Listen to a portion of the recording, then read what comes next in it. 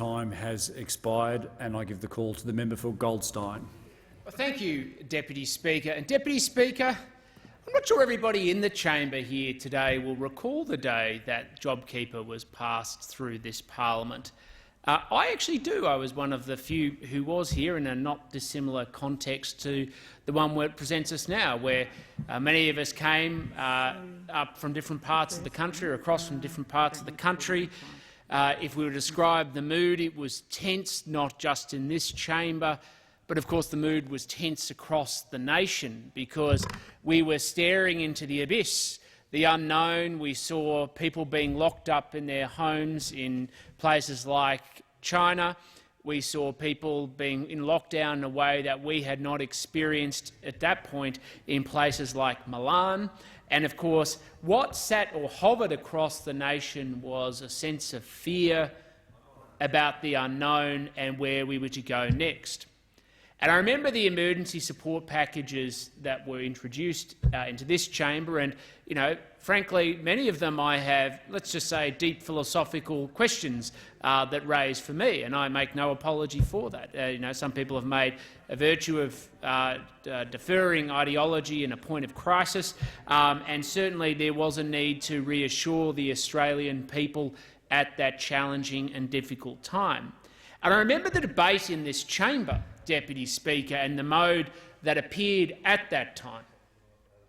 And I remember the measures came in before, and the Labor Party, of course, were contorted about it, like I had my own ideological discussions or conversations about what was necessary, but I just want to make clear I supported the legislation as was appropriate and the right thing to do because of the moment that we were in. But I remember the contortion that the Labor Party had at the time over that legislation and whether they could support it. I'm going to bring people into a history lesson. It had nothing to do with JobKeeper. I remember it very clearly, in fact, because they, as they will crow, they argue that they put the idea of a wage subsidy up before the government. Their contortion was over another section of the legislation, one of which I'll just make it crystal clear I agreed with. And it was the introduction of the early release of superannuation, where they actively, in crisis, couldn't decide whether Australians and their families, in a moment of crisis, they were prepared to allow Australians to access their own money. And this is, and I just heard it there from one of the members opposite, which is they said this is basically going to be the end of the superannuation system, retirement savings, because we dared in a moment of crisis for people to be able to access their own superannuation to do things like pay off their mortgage, put food on the table, be able to support their children and their loved ones. They thought it morally wrong.